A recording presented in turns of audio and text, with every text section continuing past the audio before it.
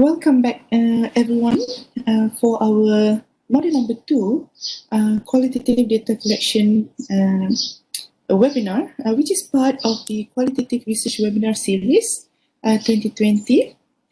In our previous module, what is it that we have covered is the conceptualization of qualitative research in the form of identifying the problem statement, coming up with the working title and objective, understanding the elements of a qualitative research, what is the difference between qualitative and quantitative, and then we finally we covered the various research designs in qualitative research. Okay, now once we have that in mind, we're going to continue with the literature review process.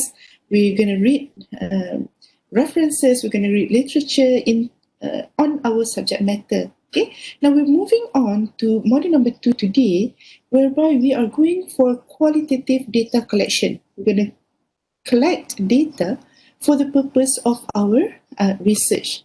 Now, first and foremost, let me just go to the question of why do we collect data in the first place? Now, we collect data for the purpose of the stage is for the collection and the storing of information relevant for our research. Now, how do we know the data is relevant for our research? How do we know what instruments that we want to use? These are some of the considerations that we can do, considerations that we can take in the process of compiling the data for our research. Now, the purpose of data collection is not to enable us to generalize the information that we get for the whole wide world. Okay? It's not for the purpose of generalization. It is for the purpose of answering our research questions and objectives. Let me give you an example. We last module we have covered about the challenges affecting edutourism in Terengganu, the tourism industry in Terengganu. It is, once we have decided the data collection process, data collection type of instruments that we want to use, for example, it is for the purpose of us answering the challenges impacting tourism in Terengganu. And it's not to enable us to answer the question, tourism somewhere else or within a different context in Terengganu. Okay, for example, your answer will not help. Okay, the response that you get from the data will not help you to answer the issues on education, issues on health, but tourism. Likewise here, you go and collect data feeling ambitious that whatever that I get is to help the government for a certain concept, for a certain aspect. Okay. Now, I'm not saying that we should delimit our research to a very small scope. Okay, but suffice that we are focusing on that particular aspect that we are investigating. Okay, for the purpose that we can answer the research question and objective. Now, who does the generalization after that? Now, when I say we conduct research, we collect data to answer our question, and it's not to answer anybody else's question. Now, that means we are not doing the generalization. Then who in the world will be doing the generalization? Will there be somebody else in the world who will generalize Ani Munira's finding? Will there be anyone who will generalize Ahmad's finding? Or generalizing another person's finding? It will be future researchers. Future researchers who will be investigating probably tourism in Terengganu. So this person investigates the problems or the improvements to the policy, improvements to the tourism in Terengganu. And then they dig further and they found, this particular research by Ani actually can contribute towards my literature review, contribute towards my triangulation with the interviews that I'm going to conduct, for example. Okay, so the idea behind this particular slide, why collect data, is to remind us all that we're not going to answer the question for the whole wide world. We're going to answer the question for our own research questions and objective. Okay.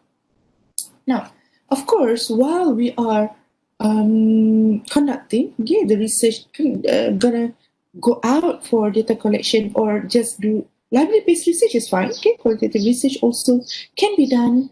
Library-based can be done without going and meeting other people. But what's the most important is, among the consideration that we need to ask ourselves is what, who, what, and how to choose what design, how to choose what sample, how to choose what location, what type of instruments that we want to use. Okay? Do we want to go for interviews? Do we want to go for observation? Okay, for example. Now, once you have that, you will also be asking questions to yourself, okay, when you are determining what type of strategy that we want to use, what type of sample or population that you want to choose, or what type of analysis that you want to carry out later on. Okay?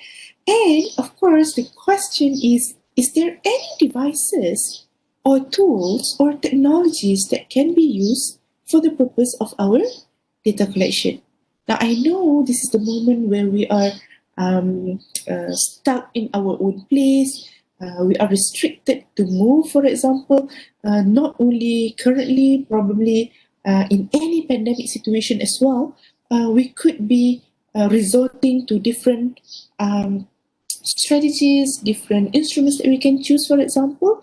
That is depending on your current situation. Okay, now let me just go briefly to explain to you about the time aspects of us choosing the data collection strategy, okay, for the purpose of our qualitative research. Now, we can have multiple questions, multiple objectives. Okay, now it boils back to how long are you going to get the data that you need, because the purpose of data collection is we want to collect.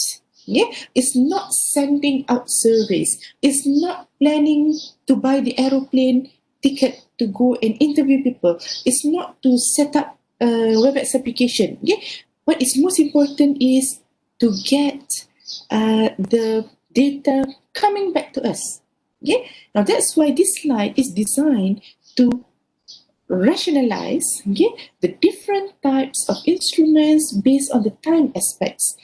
As you can see on the far left-hand side, it is written there synchronous. Okay? Synchronous means real time.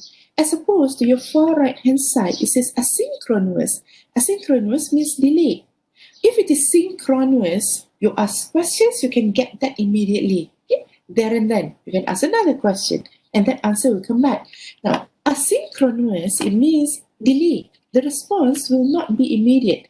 The response might be taking time. Okay? For example, when you're sending emails or electronic mails or snail mail, okay, for example, or you're getting your participants write a diary, a journal, or a reflection. Okay, in academic aspect, okay, some lecturers or educators, they get the students to write diaries, journals, or reflections. Sometimes our students, when they go out for practicum, for example, we get them to write logbooks, because logbooks is a form of reflection. You're not going to get it there and then. It's going to take time, because that reflection will be returning to us, okay, in quite a long time. Okay, that's why it says delayed or asynchronous. Now, in the middle here, okay, in between synchronous and asynchronous, we have the middle approach, meaning it could be very quick, it could be very slow. So what type of instruments that we can choose in order to get our data as quickly as possible? Okay, you can see on the left-hand side here, it says face-to-face, or telephone, or audio or video interviews, and sometimes we do focus group discussion as well. Okay, face-to-face means we go and meet that person personally. Telephone, you call that person, Or audio con call, you just use any application. Okay, video interviews like today. Okay, we are resorting to WebEx application. Okay, for the purpose of our meeting. This can be resorted to when we're doing qualitative data collection. Okay, and as well as FGD. FGD face-to-face can be done. FGD online can be done. The researcher will be at the one station, okay, and the participants will be at their respective stations, and they'll be connected to the meeting room at the same time. Okay, now the either it is offline or online. Okay, if it is synchronous, then we will get our data immediately. Now the second type is textual interviews. Textual interviews is by using our smartphone or our devices. Okay, why? Because we can type that information. We can also send audio notes, okay, or video notes to our participants by way of Telegram or WhatsApp. It's also considered a type of data collection strategy. We also have online survey. Okay, online survey is considered as middle approach. Why? Because setting up is easy. We can just use Office 365. We can use Google form, for example, create that online survey, but the response will be very much dependent on the participants. Okay, nowadays a lot of surveys are coming into our mailbox. A lot of surveys are coming to our WhatsApp group, Telegram group, for example. Getting opinion, get surveys from people. What more during this situation that a lot of people are getting the views of the participants. Okay, so it's gonna take some time. It can be very quickly. It can also be delayed. It can also be the response rate is low. Okay, because people might not be answering you there and then. Okay, a lot of surveys. Sometimes they miss our surveys. Even when we come up with such questions, the participants will be fed up. Yeah, we call fed up because we say, "Oh, so many questions being asked," and some questions even open-ended. Okay, what they want is just tick in the scale. Okay, and now we are asking them to give open-ended responses. It's gonna take a longer time because it's qualitative research, right? Now, asynchronous, as you can see on your far right-hand side, is email or post by way of snail mail, okay, and diary or reflection.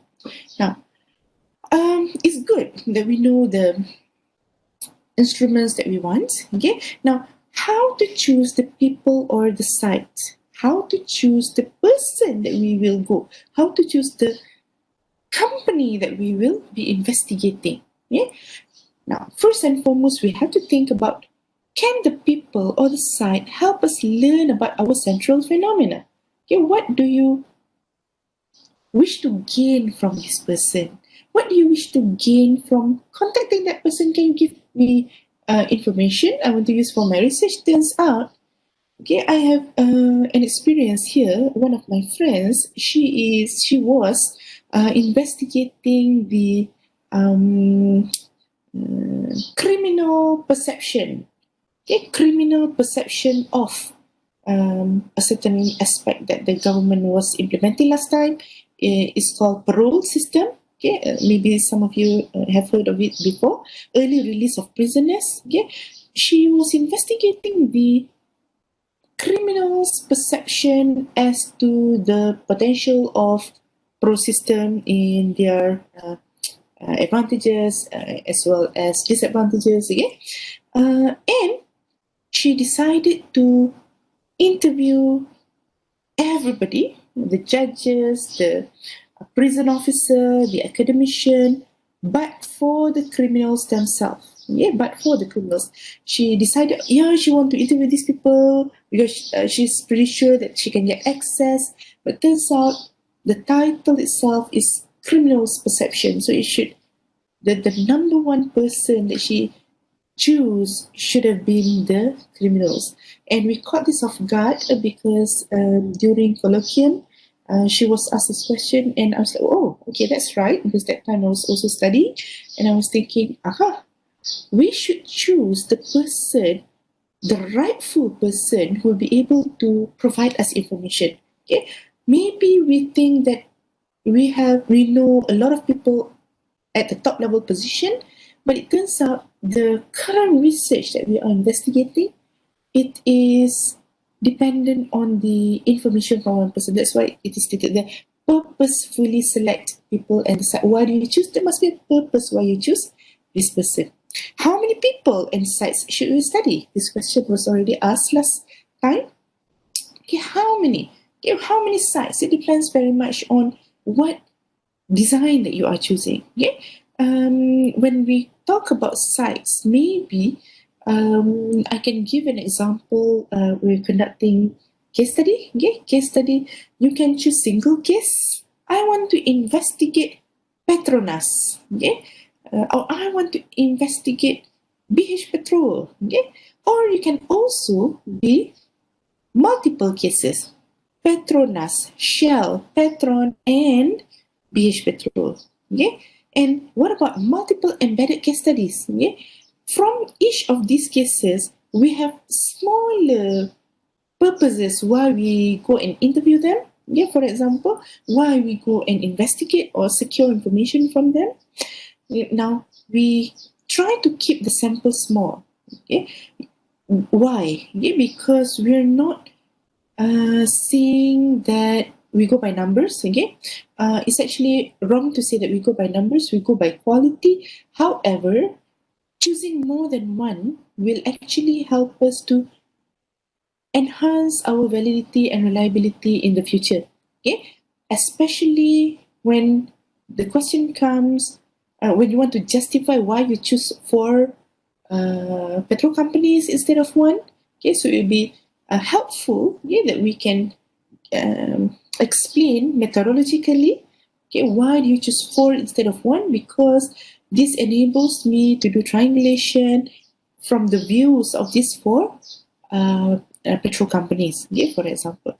Now, another consideration that we have to think about is, do we have access? Okay, I want to interview, okay, or I want to do research on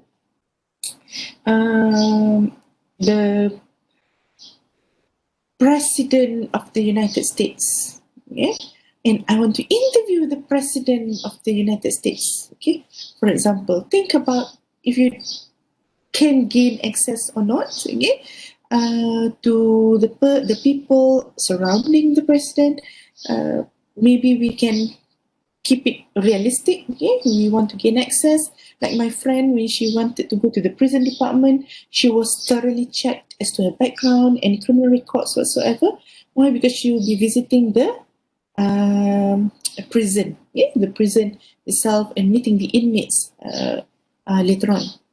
Now, again, first is do we have access? Second is, do we have the permission, okay, to go? Sometimes we do have access, but we cannot get the permission. So we have to think this thoroughly, in the sense that we want to choose the people or choose the site that we want to go to. Okay. Again, following up on the type of instruments that have been explained earlier. Okay. Decide on the type of instrument and the data that you will get. Okay.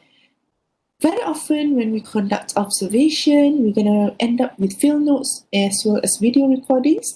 Field notes are the ones that you write in your diary, yeah, your research diary, and video recordings or images for that matter. Okay. Interviews, you will end up with audio or video recording, field notes, and textual transcriptions. Yeah, because when you conduct interviews, very often we come back for the purpose of transcription and then we textually transcribe it. I want to sneeze. Okay. And another type of data that we can get is document. Yeah, you go and secure documents. You get secondary data which could be given to us during the field visit. Okay. Or also diary, reflections, and journals. And we also have audio-visual materials that we will end up with. Okay. Now, some tips, okay, for preparing for observation and preparing for interviews. Okay. Create an observational protocol. Okay, it means what are the items or elements that you want to gather during the observation. Yeah? You will record descriptive notes as well as reflective notes. Descriptive notes, you will write, the children ran out of the classroom during recess. Yeah? The children ran out of the classroom during recess. Why? Because you're describing what happened. You describe what you see, so you put that into your journal. Okay, and then you also record reflective notes. What does that mean? Okay, you the notes you find. Okay, the children are actually running outside of the classroom, but their facial expression is very happy. It could mean that they are looking very forward for recess.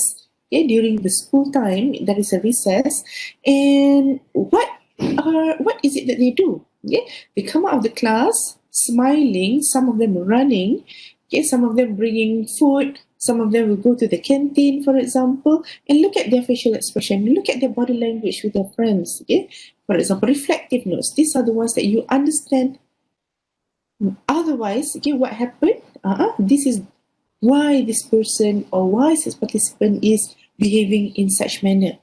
Decide on your observational stance. Yes, particularly if you are holding on to any theories. Okay, any theories.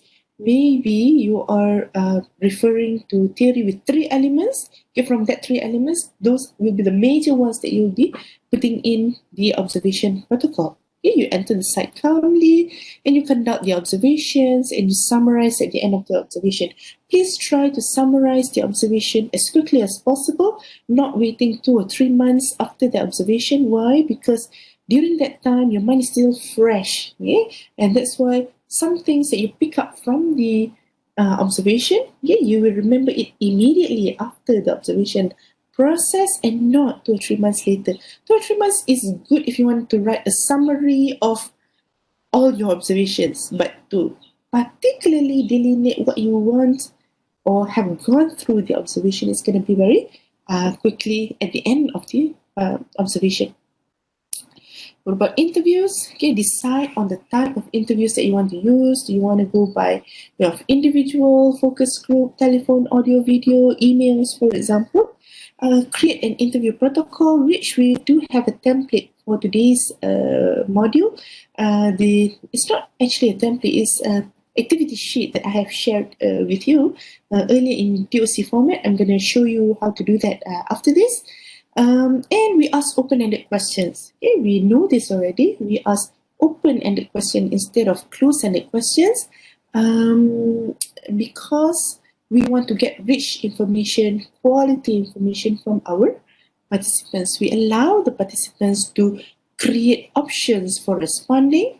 Okay, and participants can voice their experiences and perspectives and this is in relation to the open-ended question. If we ask closed-ended question, are you happy studying at this university? Are you happy studying at this university? It's going to be, yes, I am happy. Or no, I am not happy. Okay, so ask another question. Are you happy studying at this university? It's a closed-ended question. It's a yes or no. Okay, but if we ask open-ended, how do you feel about studying at this university? And that person will not only answer happy or unhappy. Some of them will say, I'm ecstatic, I am thrilled, I am so excited, I cannot wait to begin my learning at this university, I cannot wait to go into the class when the university opens, I am proud to be here, I don't have a feeling, I don't mind being at any university at all. So all these sorts of information only leads to the main criteria for a qualitative research whereby we go by way of quality of the responses rather than simply categorizing how many people are happy, how many people are unhappy, because now we can have a lot of rich information for the purpose of our questions just now. If possible, tape record and transcribe for analysis. This situation, a lot of changes has happened. In the past, people will actually bring video recorder, audio recorder for the purpose of, even tape recorder at that time, okay, for the purpose of for the interview, okay. But nowadays people have become more creative, because when they go for online interviews, they will record it straight away, okay, on WebEx, for example, like today, or they will send email information in written format. Can you reply back to me? Okay. Textual email interviews for that method. Before we go further, I think I'm going to go for this one before we go to pros and cons. How to get in-depth investigation for interviews. I'm focusing more on observation and interviews, because these two are the most common instruments that qualitative researchers will choose, as opposed to others. But there are also other types of instruments as well, as we will be saying after this some more. How to get in-depth investigation for interviews. In-depth means it goes deep, mendalam. It goes very detailed, a lot of information. Can you imagine a situation that we're meeting a person for the first time? Okay? We are meeting a person for the first time, and we ask him or her, what is your name? Which company are you from? Okay? As opposed to we meeting them like we know them already. Oh, hi, Mr. Ahmad. As the CEO of the company, how is it been going with the business of car rental? Okay, for example. Now, the first simulation of questions is, you meet that person, you do not know that person, and you ask very surface questions. What's your name? What do you do? Which company you're from? But when you get more information, I know I'm going to meet this person. Who is that person? You go and Google, okay, do a simple search on the participants, live, work, social, but not stalking, okay? I'm not teaching you to do cyber stalking and all, okay? Do a research on the participants, Google the company, what is the business that they're undergoing, what problems, how have they been portrayed in newspapers, how have they been portrayed in the internet for that matter, okay? Get that information so that it will become a source of communication when you go and meet this person. Okay? We are conducting research on a certain company. You know what is the business of the company. You know who are their retailers. You also know who are their suppliers. Okay? So now you will be able to ask questions which is more personal to the person. And that person, since you know a lot of information already, why not I share with you all the more important things that I have. It is very dangerous for us to go and meet a person without knowing the background of that person. It might limit, because the willingness of a person to share the information, knowledge, or experience that they have with us depends very much on their emotional state. Okay? How are they emotionally molded, okay, in order for them to give that information to us? Assuming you come to them with very friendly manner, okay? Friendly in the sense that you have a lot of information, not friendly physically, okay? Friendly, getting out a lot of information that can help this person feels, you share my same concern with me, so now we're going to share more concern. Yes, so that's why they're sharing. Start with ice-breaking questions. Try to observe the body language of the participants. Are they looking at the watch? Each time you're asking a question, before answering, take a look at the watch. Okay? It's very important for you to understand them as well. And mind the nicknames or the official names. He is a Datuk, call him Datuk. Okay? If he is professor, call him professor. That is their official names. Okay? And if you are only two persons, okay, still, okay, you know that person, you don't call them by name still. It's going to be, it's a manner, okay, a courtesy manner, until or unless that person says, it's okay, you don't have to call me doctor, you can just call me Ani, okay? No lah, Datuk is for the official purpose. Now you're communicating with me, you can call me Pakcik, for example. But then again, okay, it depends on the situation there and then, how to prepare yourself to get in-depth investigation for the interviews rather than to go blindly, not knowing a lot of no information at all. I'm going to address some of the questions that I have in the chat box. Okay? Right. Can we collect data from a workshop session? For example, the interaction between the trainer and participant. Is it considered as a focus group interview? Workshop session, interaction between trainer and participant. It depends what is it that you want to achieve. Okay, do you want to get the information mentioned during that session? For example, you want to get the problems faced by the participants. Okay, and now the trainer comes to facilitate the discussion, because what you want is the information from the participants. If it is the information that you want, then you can get focus. You can call it as a focus group interview. However, if you want the interaction, if you want how they communicate, so it's going to be a lot more like observation. You observe what is happening rather than focus group interview. Okay? It boils back to what is it you want to achieve, what information that you need. I have been in both situations. Okay? The first situation is I was in the focus group discussion, a lot of people, and also we have a facilitator, and that facilitator is facilitating the communication between the people, because at the end of the day, we want cyber challenges, okay, by people from different organizations, different government departments, different companies, okay, because they will tell us the challenges that they are facing in their own company or their own department. But if I just want to see the communication between this, what is happening during the workshop, what is happening during the session, then maybe it's not focus group. It is more similar or more appropriate to be observation. Yeah, good questions, Sabila. Rabiatul has 2 questions, I think. Yeah, is it okay that I interview? Is it okay that I interview several people, different level in an organization, to develop one case?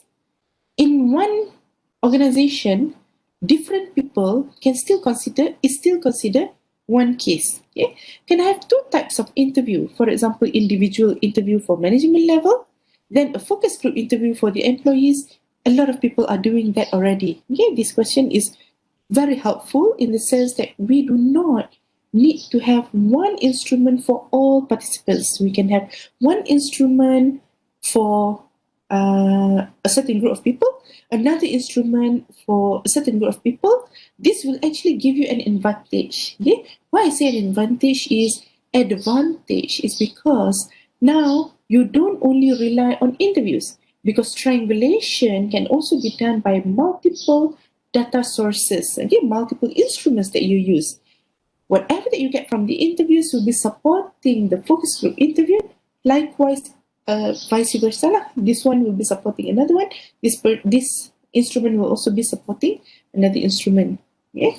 If I want to interview some businessmen, do I need to apply a human ethics approval?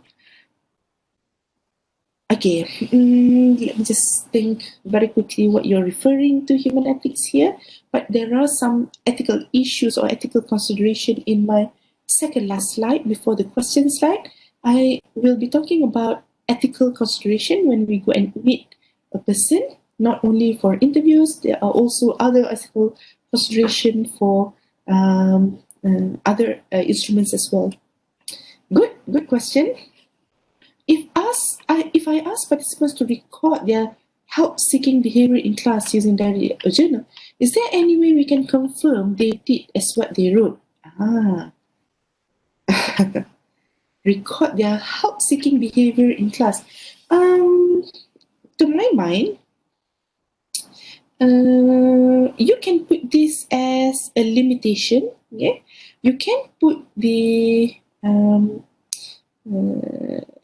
during this time, okay, the PKP has restricted us to do observation, so you can put that as a limitation to your research. So you can mention it is rightfully for you to mention in the methodology chapter that your way of data collection is by diary or journal. Okay, is it very important for you to confirm what they did as what they wrote? If it's not, how do I say, it is beyond the scope of diary or journal, because when you mention a diary or journal, then that will be your data source, and that data source will be the input that you will be discussing in your finance chapter later on. Okay, it doesn't matter if it's not nice for me to say, it doesn't matter if they don't do it actually, but you are relying your findings on the journal or diary only. Okay, which is fine. We have a lot of research that are using these two types of data sources. Okay. Does it go against any qualitative protocol if the researcher shared the list of interview questions with the respondents before the interview is officially conducted? I would say if it is semi-structured interviews or structured interviews, it is very often that people will give the list of interview questions first to the participants before the interview is officially conducted. Yeah? Because it's no secret. It is no secret. I do that. Yeah, a lot of people are doing that. And why? Because there are advantages why we do this. Some of the advantages is it will give a heads up to the participants that we are actually, these are the information that we need from you. Because what you want is their experience, their perception, their understanding of a certain concept that we want. And we want to know what are the problems that your company encounter. How did you overcome the problem? So there is no right or wrong answer in that question. Yeah. So I will say, no, there is no situation that will stop us from giving questions. However, okay, for inductive research or unstructured questions, because we don't have the list of questions, right? We should not have a list of questions if we have chosen unstructured interviews.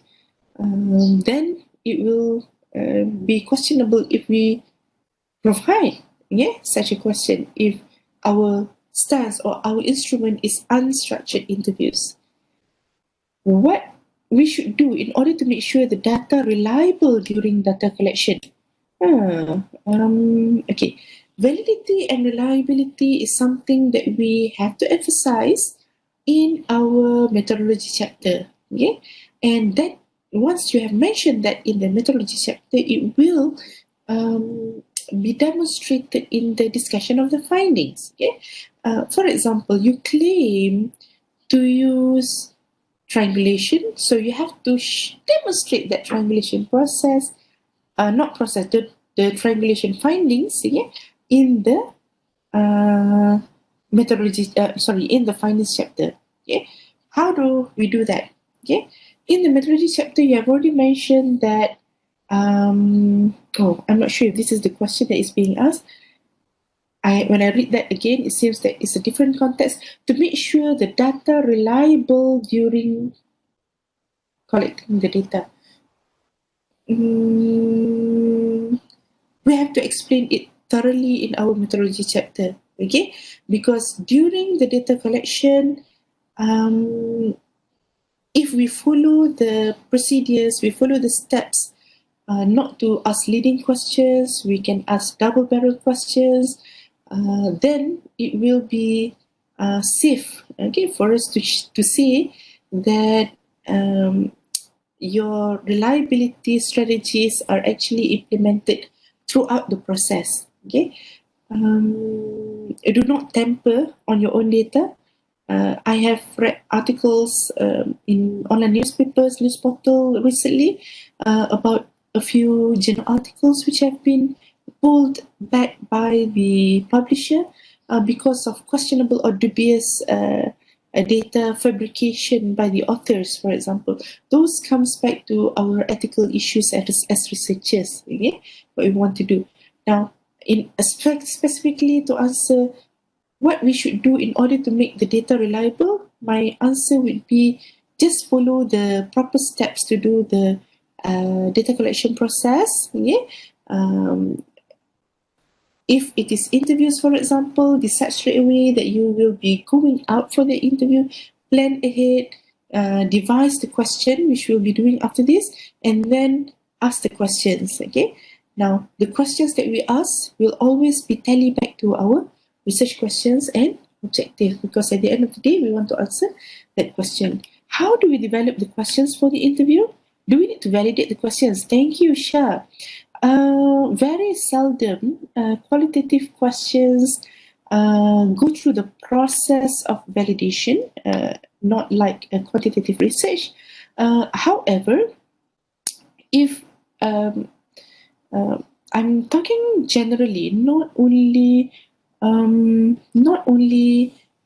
for postgrad studies. Okay, for postgrad studies, we always have our supervisor to fall back to. Okay, we draft the questions, we get her approval, we go out for data collection. But generally, okay, not only for postgrad studies, how do we actually know? Okay, even when we supervise students, how do we know that the questions are the correct ones or not? We can test the questions by way of reading the questions objectively. Okay, you read the questions. This will be my potential answers, my own answers. Okay, when you ask a question, you ask another person, will that be the type of answer that we will get? Now, developing the questions for the interviews, we're going to do the activity after this. It is in the handout of the Microsoft Word document.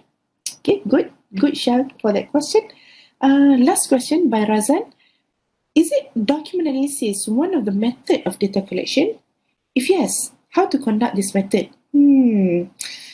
Document analysis will be mostly resorted to if we have documents that you want to examine or analyze for that method.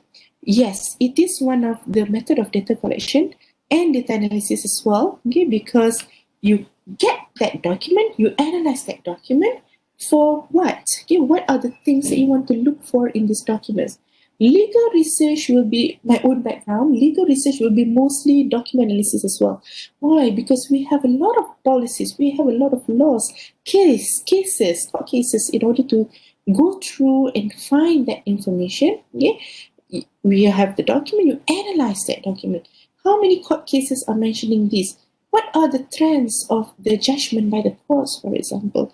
But not necessarily law. If your background, a lot of information, you're from the financing background, you're from the finance or accounting background, you go a lot of company returns, okay? Company documents, financial statements for that matter. Also, you're doing the analysis of that particular document. What is important is you need to know what are the things you want to look for in the documents. Now, these, I call it things here. It's actually themes, THEME. What are the themes that you want to find in these documents? Okay, we could devise the themes that we want based on the research question and objective. Okay, last time I like to say we should devise this based on the research question, but I missed the fact that research question and research objective, not everybody have tally numbers. Sometimes you have 5 questions, 5 objective. Sometimes you can have 3 questions for objective. So when you do research questions or objective, you go by way of the bigger number lah. If your questions is 5, then you go for that. If your objective is 5, then you go for that as well. How to do this is we are going to identify the themes, specific themes. You can do that as thematic analysis because you analyze the documents based on themes that we identify for our research. We will demonstrate that in module number 4, okay, for qualitative data analysis. I think it's next week. Okay, we're going to cover that next week. Okay, very quickly. Now, I'm not going to go through each and every one of these pros and cons of the instruments. Okay, thank you for all your questions. Moving on a little bit before we demonstrate how to build the list of questions in a short while. Pros and cons of the instruments I mentioned here. We have various instruments that we can use.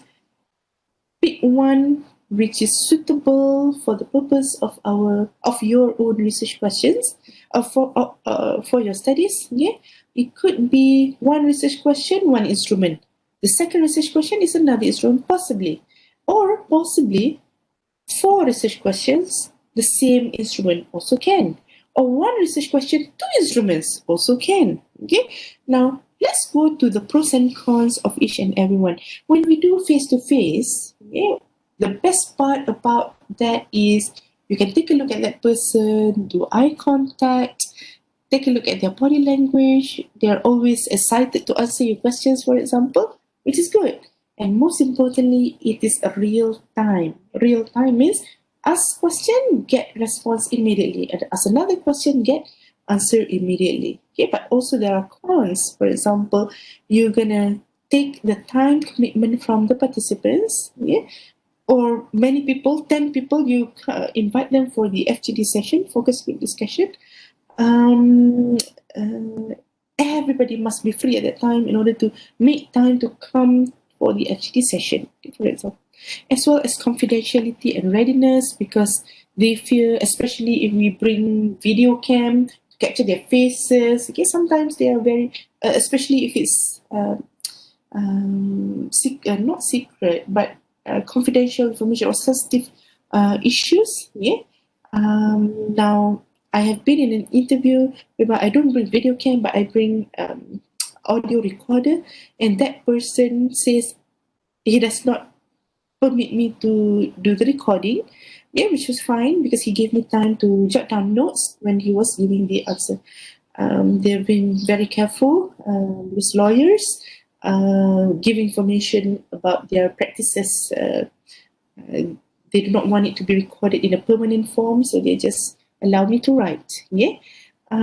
Cost. Yeah, also involve cost because the traveling cost, booking the interview room, as well as goodies that we bring during the interviews. Now, maybe I don't go by way of straightforward, how shall I say, maybe I don't go by each and every one of these slides because it's self-explanatory that you can read the slides on your own. After this, just to mention that we have the pros and the cons for each and every one of these. So our job is to balance between one to another. Okay, you can balance the pros against the cons. If you're okay with the cons, then you can go for the pros. But if the cons is so huge, okay, for example, face-to-face interviews or FGD, the cons, okay, you're going to meet that person face-to-face, and we were during PKP, for example, movement control orders, so you're not allowed to go and meet, visit another person, for example, so it's a cons. We couldn't do face-to-face interviews or FGD at that time. Okay, so we resort to video call or conference call. One, the upside, okay, the good side of that is we can still do the data collection, we can still meet in one meeting room, and it saves a lot of time, for example, but it is a lot of issue in terms of high-speed internet. Not everybody has the high-speed internet, and difficult to assess the body language as well. You don't know if that person is enthusiastic to answer your question. You don't even know if they don't open the camera, the webcam some more. You don't even know if they are there. Again, a lot of issues there as well. Audio con call, okay, just now it's video con call, we can see them. Audio con call uses less internet access, but still there are pros and cons. Saves time and money. Anonymous because you can't see that person, okay, and also real time, which is a good thing. You can get that data straight away. Yeah, but again, time commitment from the participants, and because we can't see them, it is very difficult to assess the body language as well. So have you heard of the advice, the courtesy in answering phone calls. When you get the pick up the phone, okay, for example, or when there's an incoming call and we want to pick up the phone, okay, what you do is you have to smile first. Once you smile and then you answer, we are actually giving smiley answer, okay, rather than angry. Hello, what's that? What do you want? Okay, rather than hello, what can I do for you? So when we smile again, you just can listen to the audio from that person, the person that you're interviewing, rather than what is happening there. Okay, we don't even know if that person is stressed out and everything. Textual interviews, a lot of people are doing that these days as well, asking questions, get answers, okay. Telegram or WhatsApp, very famous ones. The pros, possibly it's real time. I say it's possibly because when you ask a question, there's a blue tick, double blue tick, and that person, we know that person have read already, and you respond. Okay, I say possibly because not in all cases double blue tick means the person will respond. So can you see at the bottom here what it says cons? Okay, time commitment from the participants. Okay, they could be cooking, they could be driving at that time. Possibly it will turn into blue tick's mystery. Why I say mystery? Have you ever sent WhatsApp messages or Telegram messages to someone and that someone read? Okay, it's already double blue ticks, but we never get the response. Okay, a lot of questions come to our mind as well. Is it, are they ready to answer questions? Do they don't want to answer questions? Okay, for example, that's why it is mentioned on top there that the pros is possibly it's real time, but not necessarily so in all situations. Online service, yeah, a lot of people are resorting to online service nowadays. I have put there pros, yeah, a lot of pros here because I've also resorted to online service a lot as well. One of the surveys that I conducted, I administered when PKP was starting, is on activities that postgrads do during the PKP. Okay, easy to set up, global reach, not only Malaysians, so long as it goes to the internet. Anybody in the world that have access to the internet can access my form. It's cheap, okay, or it can be also free. Google Form is free, for example. Respondents may attempt at their own free time. It could work both ways, okay. Internet or technology is double-sided sword. It can be very useful, it can be very problematic. Useful means, anybody can access, so they can answer at their own free time. But because everybody can access, they don't want to answer anymore because so many online service, for example. Okay. Oh, this is in Malay language, I should delete this. Accessible using devices. Now, a lot of online service are mobile friendly. Okay, so that's why when we click, we'll be able to get different views slightly from the website, okay, but all the information is still there. And possibly low speed internet as well. Okay, it will take low speed internet because it's a link that you can click and you can get the response. Okay, but the cons is always, okay, is standard cons to online interviews is the readiness of the respondents to complete the survey. Okay, especially if there are a lot of questions and there are open-ended questions, because open-ended questions will be taking more time. Okay, for the participants, they have to type the response, they have to think and then answer the questions in responding to our online surveys. Okay, and another one will be emails or snail mails. Okay? Emails, we send them a lot. Yeah, we send them a lot. Or even snail mail. Okay? Today, not all places are covered, connected to the internet. Yes, so that's why we still send snail mails. Even snail mails, to some people, it gives a sentimental value, yeah, as opposed to emails. Okay? The pros is respondents may attempt at their own free time. Yeah?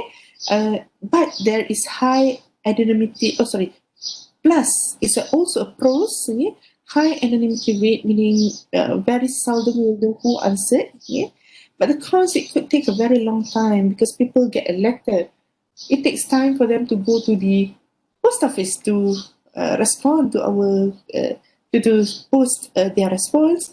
Okay, rather than they just hold the phone. It's past the millennials now. Millennials, everybody have one or two phones or more phones, smartphones.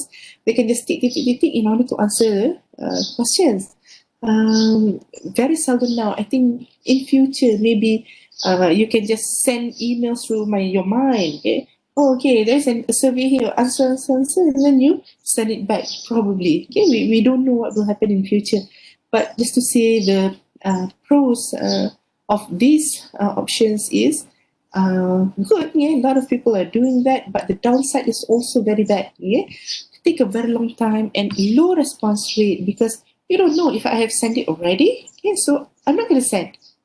So it's low response rate. And the final one, I think, okay, is the diary or journals or reflections. Now, qualitative data collection is not only going meeting people and interview. Okay, people think that I'm a qualitative researcher. I go and interview most times. No, not necessarily. We can also go by way of diary, journals, or reflections. We can get our students, we can get our participants to build a blog, put in your reflections into the blog for the purpose of we want to analyze that because that would be our data source for the study. Okay, for example, we go and get the company workers or employees in order to write a journal or a diary. But because it takes a long time in order to write that journal diary or e-diary, e-journal, e-reflections for the time being, a lot of that apps are also coming up. You can just Google any e-diary application, e-journals application for the purpose of capturing information from the participants. And pros is very often open-ended entry into the diary because we can't say, are you happy, are you not happy, like that. So, what happened today? What have you learned today? How are you going to do it differently and next time? Meaning, if it's open-ended entry, it is a rich info, rich information that we get from our participants. Not only they will be answering our questions, there will be a lot of stories being communicated to us as well.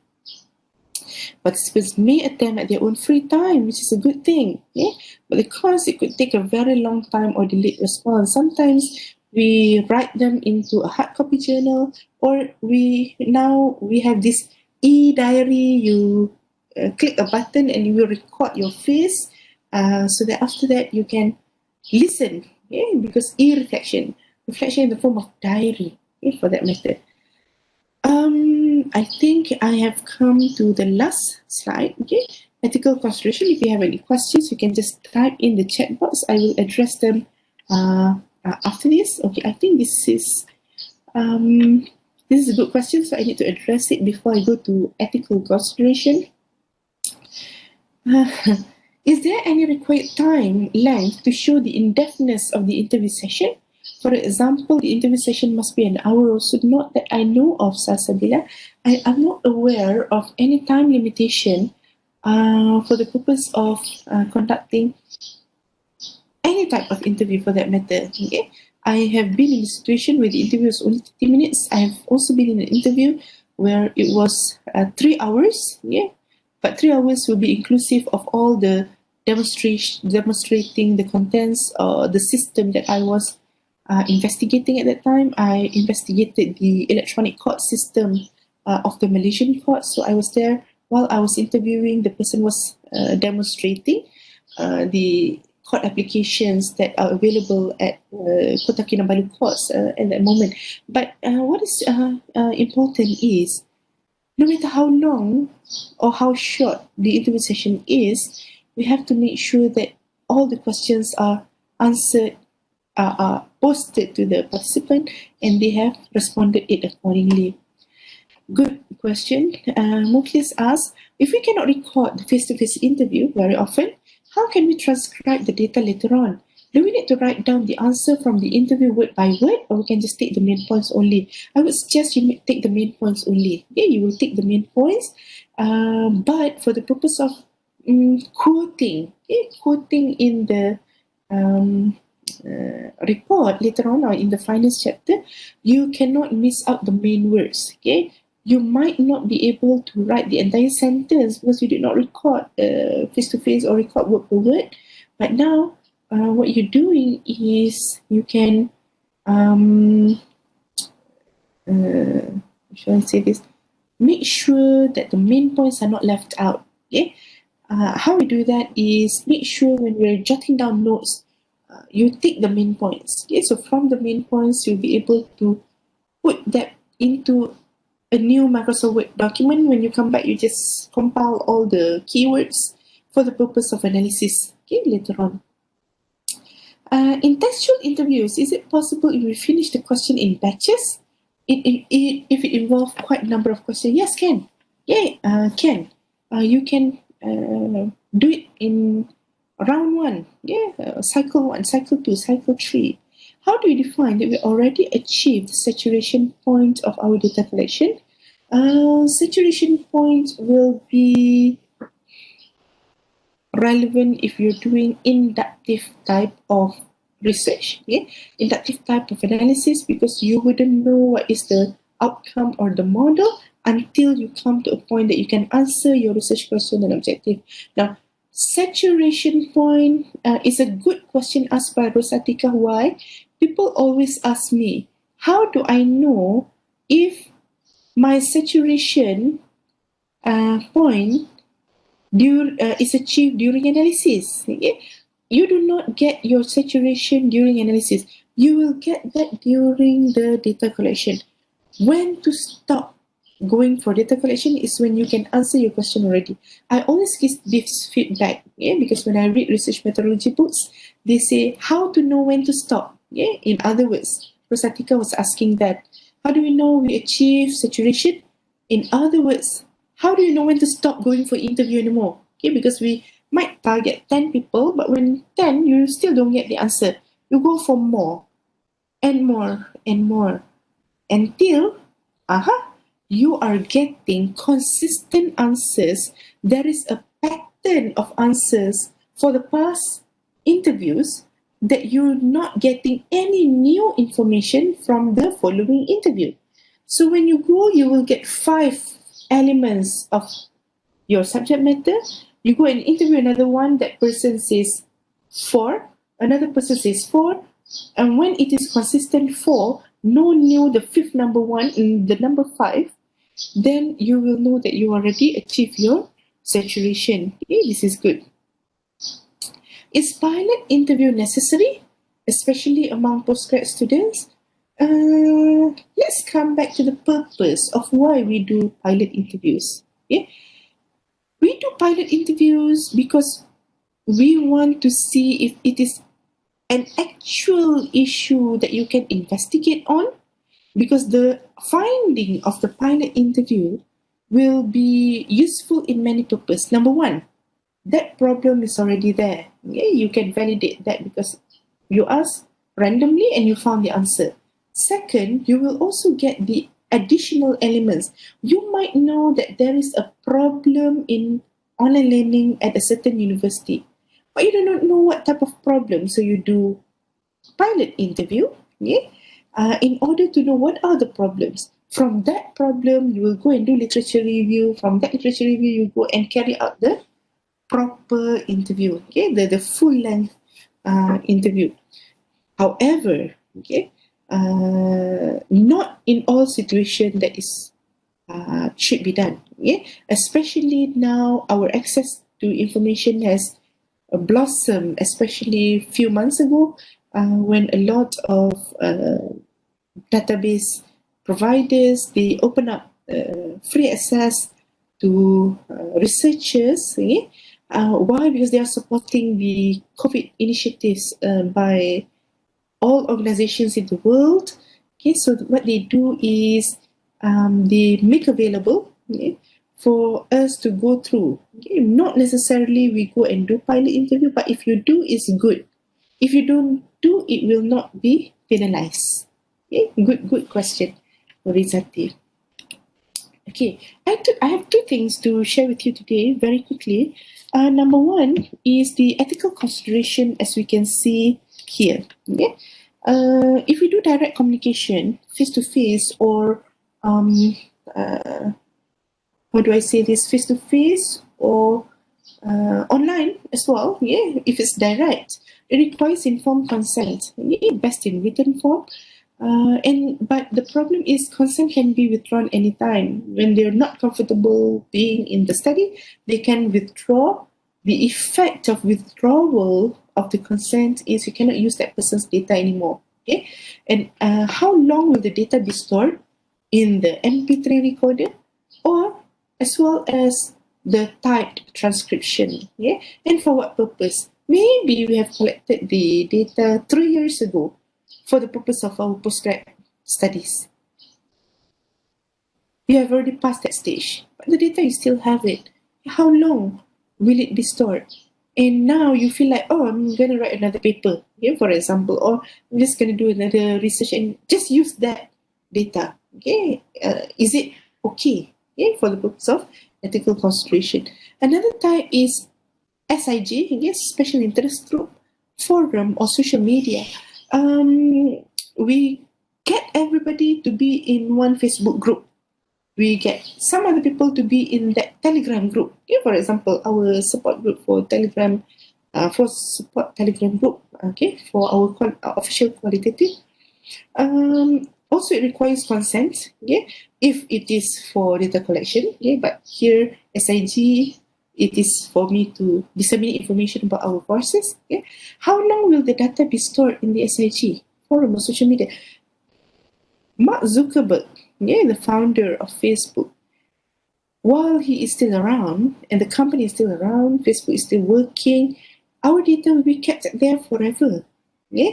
Until you delete that information or you pass that information. Even if you delete that information, how long will Facebook keep the cache copy or the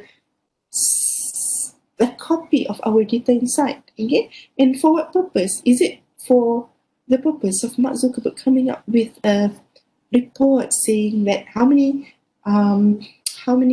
groups that we have, how many are engaging, how many are, for example. Yeah? So for that purpose, if we are resorting to Facebook and a social media, a forum, special interest group, for the purpose of getting people with shared characteristics to be one, so that we can do data collection on them, we need to refer to the terms of service, yeah, TOS of the provider. Yeah. Now, online survey, also the same thing.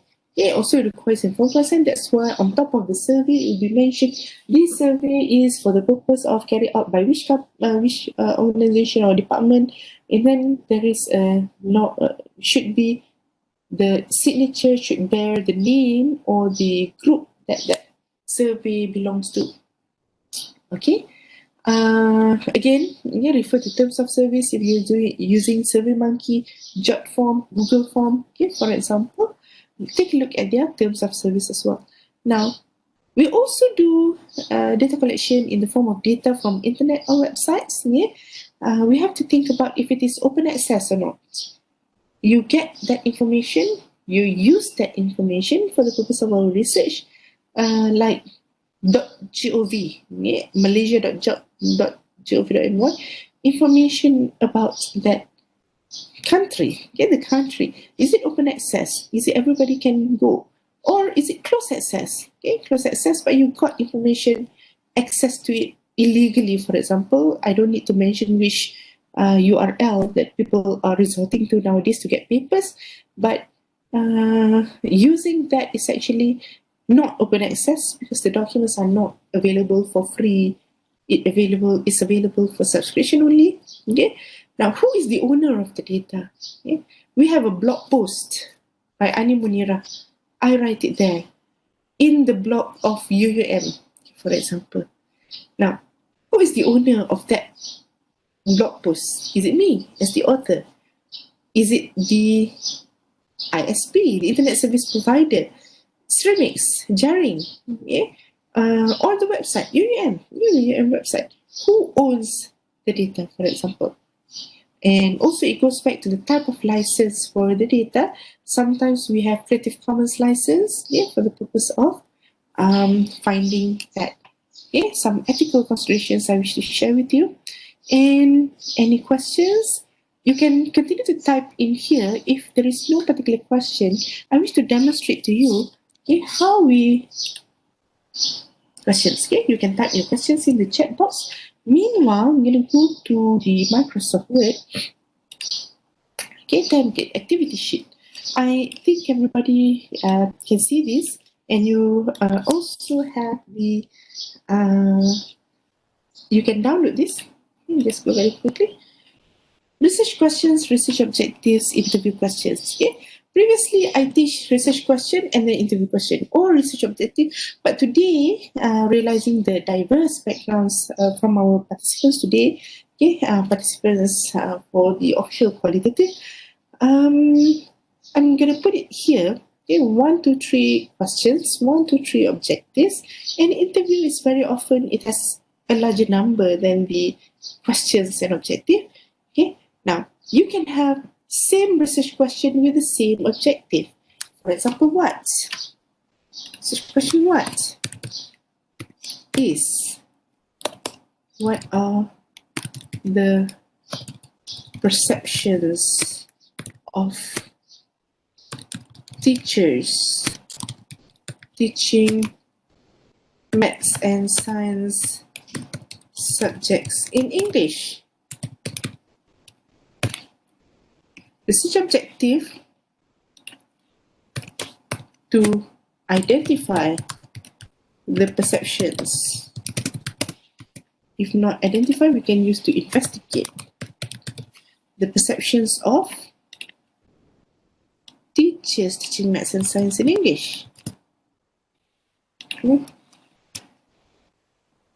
What are the challenges faced by teachers teaching maths and science in English? To explore the challenges faced by example. And number 3 will be how do teachers overcome the challenges faced with.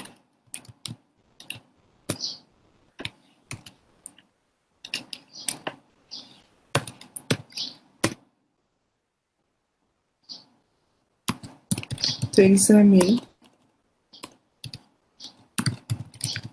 the challenges faced by teachers teaching maths and science in English. You can have it like this, but not everybody have it like this, as how we have found out from our last class, which is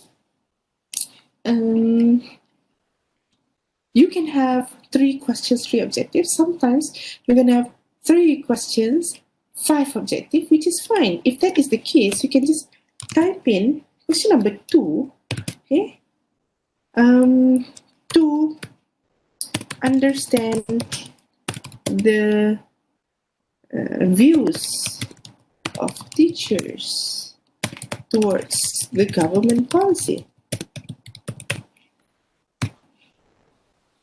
So here it's going to be 3, here it's going to be 4. Or you can also have 2 research questions for 1 interview. Here are the challenges. What are the challenges is the main question. So you can have smaller questions like, what problems are faced?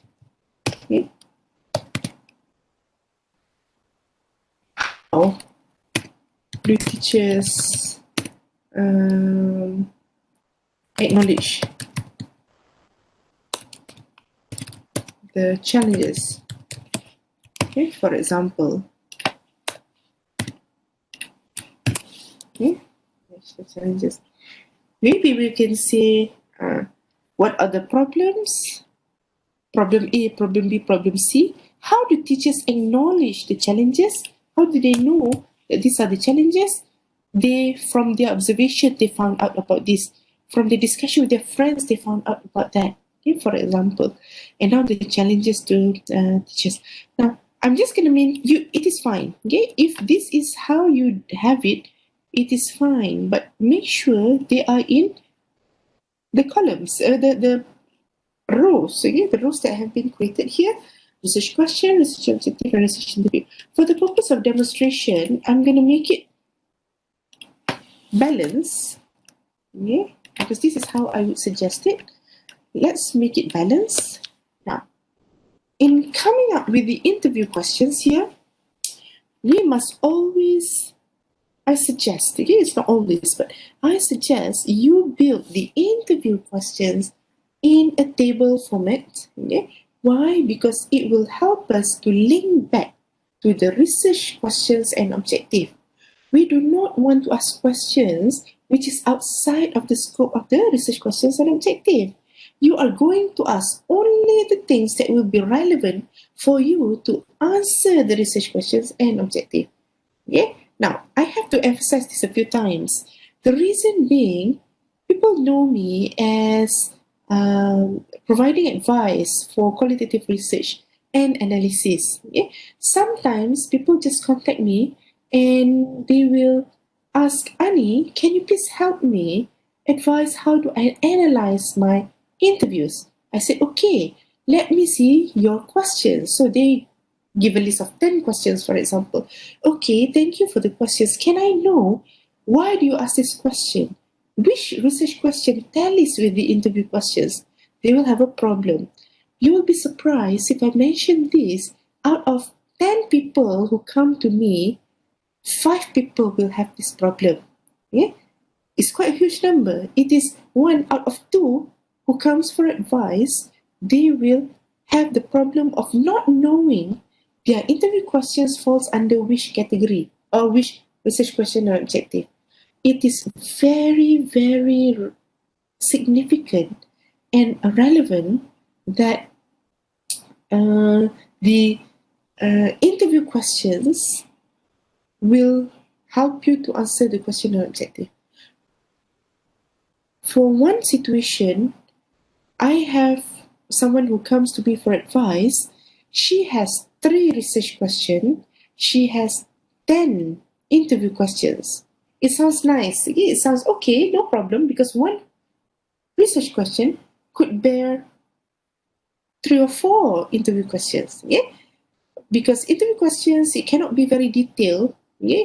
It must be short enough because we're capturing the attention of the participant. You do not want to ask them questions very long, such as, what do you think of the Vision 2020, which was passed in 1983 by the former Prime Minister, which is also the former Prime Minister last time, and what do you think of the development nowadays? Wow, that question is very long. Not only long, it has a lot of components inside. Okay, now that components, when you ask to a reasonable person, and that person will not be remembering your earlier part of the question. They will straight away remember what was the last thing that you asked. How do you think of the development? Oh, the development is very good. For example, we have a lot of buildings, a lot of facilities for the people, for example. So that could be you're wasting energy, yeah, because you're hoping to get that information. We break down the questions into smaller sections, easier digestion, so that you will get the answer that you need. Okay? Very important, you have to know why do you ask that question. So when this one person came to me, she has 3 research questions, 10 interview questions, 5 questions are relevant to question 1. No questions were asked in relation to research questions 2 and 3. What about the remaining 5 interview questions? They do not relate to the interview. They do not relate to the research question at all. Okay, which is quite pitiful, because this friend has already gone for data collection, and when they come back, they realize, oh no, my question wasn't helping me to answer my research question objective. So, based on that experience, based on the experience of a few, okay, who actually come for advice, I always say try to make it into a table format so that you know you ask that question for what purpose. Now let's take a look at research question number 1. Perception of teachers. I do a bold and underline. Question number 2, what are the challenges? Question number 3, overcoming the challenges. Now, it is very significant that we know what is it that we want to achieve. This sample research that I have just created hypothetically in front of me right now, yeah, there are 3 major themes in the research. Theme number 1, perception of teachers. Theme number 2, challenges faced by teachers. Number 3, suggestions for the overcoming of the challenges faced by the teachers. Yeah? Now, you have to know what do they think first. Do they have any problems? How do they overcome it? Very easy. Okay, very easy to mention. But what type of questions that we can ask? Yeah? Perceptions. Yeah? Okay, we can ask about their experience. Yeah? Question number 1, what is your experience? Okay. Next, how do you find teaching maths and science in English? Yeah. Number 3, how do you know or why are you doing this? Yeah. They're saying that the government is forcing them. They're saying that the headmaster is telling them to do it, for example. How do you find? Now, you see, these questions that we devise in the interview question stage, interview question column, the answers to this question will be very helpful towards us answering the research questions and objective. Okay, you will do this if it is synchronized between question, objective, and interview question. Okay, this will ensure that our data collection will bring us fruits. It will bring us answers that are helpful to us. We don't want answers that are not helpful to our research. Why do you even ask question number 7? Okay, let me just bring question number 7 here. Question number 7, okay, which is question number 7 is outside of the scope of our research questions and objective. We don't want to do that. Okay, and then number 3, okay, why? The aspect why they are teaching maths and science in English, okay, government policy and all. Now let's come to the challenges. Okay, please share some challenges, blah blah.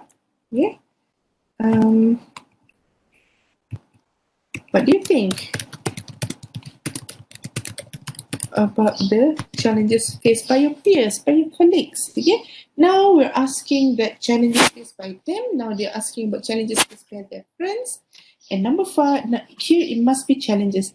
Number 3, for question number 5, for example, here we have 3, right? So it should be 4 here, 5 here, 6, 7. Example, how do teachers overcome? Here is not challenges here. To examine the strategies to overcome the challenges. Okay? What are the steps, the measures that you take, okay, for the purpose of handling whatever problem lah. Okay. And number 7 is also, this should be in question format. Sometimes we miss that out. Okay.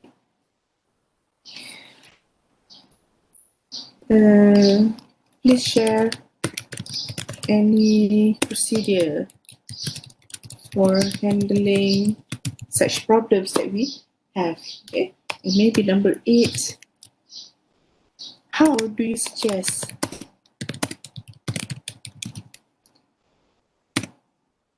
the government can do. Yeah, for example. Now, how do I do that? Not how. Why do I do that? Why do I ask suggestions from them? Yeah, here is their experience. How do teachers overcome the challenges? This is the experience faced by the teachers, yeah, in coming up with the questions in teaching maths and science subjects in English. Yeah?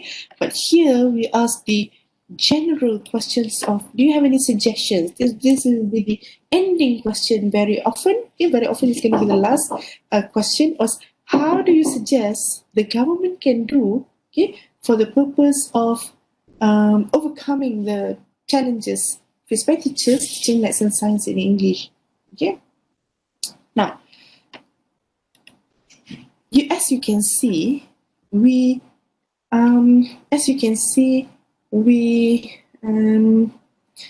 devise the interview questions to tally with the research questions and objective, so that one question was asked just now, how do we know that our questions are valid? Okay, we can defend our interview questions by saying that they tally with the research questions and objective, because all the questions will be attracting answers that will help us to answer the questions and objective. Because throughout our carrying out of the research, along the journey, what is it that you are doing, what is it we are doing in a qualitative research is we bear in mind the questions and objective. In the conclusion chapter, we want to write all research questions have been answered, all research objective has been met. Okay, for example. Now, of course, you can do better than mine. Yeah, you can do better than me, because here is just impromptu type of interview, of creating the interview questions. But what is most important is the initial consideration just now. Do you choose people who can give you input? You do not choose people who do not give you input. Yeah, for example, here, if my research is about perception of teachers teaching maths and science subjects in English, who is the most appropriate person that I meet? It's going to be the teacher themselves, yeah? And then it's going to be the education officer, yeah, at maybe the State Department, yeah?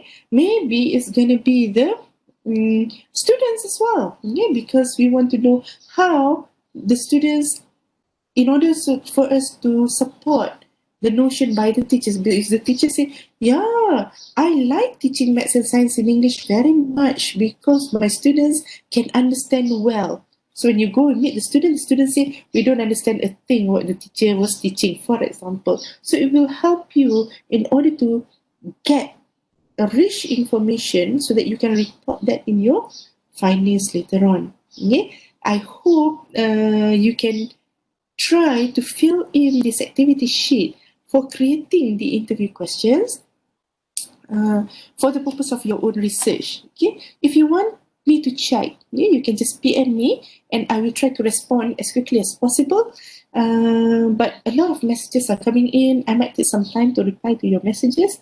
You can send me your template for designing your qualitative research, and you can also send me your sample interview questions that you just devised or you have already devised, yeah, because you want to see if it is suitable or not for the purpose of answering the research question and objective. I hope to be able, I can't promise, I hope to be able to assist you in any way I can, okay? Especially the planning part, okay? Because you're planning your research and you're planning the data collection. Moving on, next week, we're going to deal with the following modules, whereby you have gone for data collection, you come back, you have the data, how to manage the data, how to do the data transcription. Okay, for example, for the next module, we're going to talk about the next step, okay? Managing, preparing the data for analysis. The following module number 4, we're going to talk about how to analyze, how to make sense of this data for the purpose of reporting. And the last module, we're going to talk about how to actually report. Okay? So it is best if you can help me when we are finishing module number 1, question model number 2, you can do the activities straight away, okay, so that we can discuss, yeah, not with a big group. I hope we can do it one by one, okay, so that we can see how to improvise, okay, how to make it clearer and better, so that you can, it's easier for you to go and do the data collection later on. And next week we also have an activity for the purpose of analysis. It's for the purpose of how do you structure your reporting, how do you structure the analysis stage, okay, for the purpose of reporting. Okay, all right, so is there any questions? If there are, okay. Do we need to relate the interview questions to our selected theory that is in line with the research question? Okay. For example, I want to explore student experiences and relate it to experiential learning theory. Yeah, this confuses me. I would say yes. Yes, you need to relate it to any theories that you are holding on to, especially if it is an established theory. That theory must already have its specific elements. Okay. Experiential learning theory. Okay?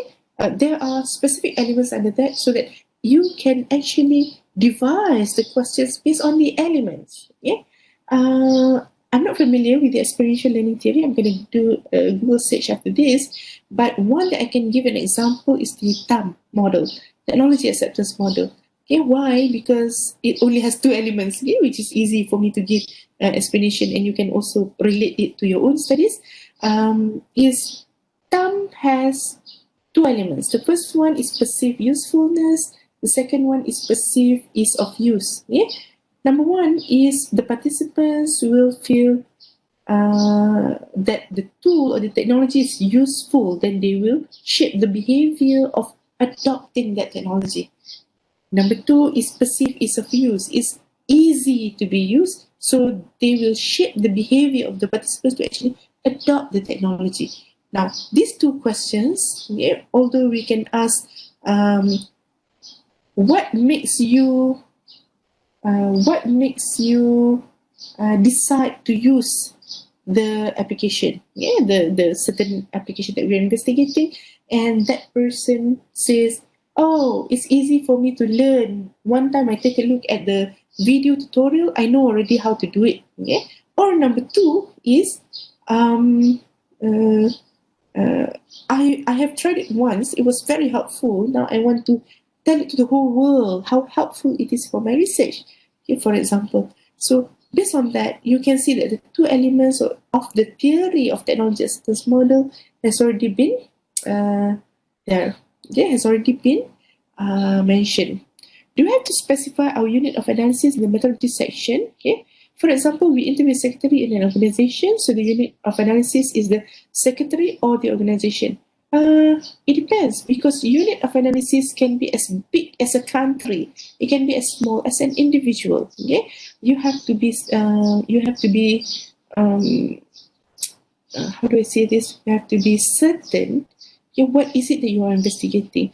If it's a case study, yeah, or phenomenology for that matter, phenomenology will have its own units of analysis as well. Units as in family institution. Okay, and members of that family institution will also be your participant, okay? Your sample that you have chosen for the family institution. Another one will be, how do I say this? Another one will be school institution. Another one will be company institution. Okay, so that will be your unit of analysis. But the sampling in each unit of analysis, if you have a secretary, a director, a legal officer, IT officer, you have to mention that as well in the methodology chapter. Okay, and it's best if you can put it in a table, okay, so that table will show unit of analysis A, unit of analysis B, unit of analysis C. Analysis A, these are the sample. Who are the sample? What is their occupational role? Okay, then how many people they interview? Okay, for example, it will enable the examiners, it will enable the readers in order to gauge a better understanding of your selection, yeah, of your purpose. Okay, any further questions we can ask in the Telegram group. Again, I'm sorry I have exceeded my time again. I hope not to do that in future. I'm so excited to share with you all this information, and I'll be sharing the link so that you can watch this session time to time. Okay, so that I think that's it. Okay. Thank you very much, everyone.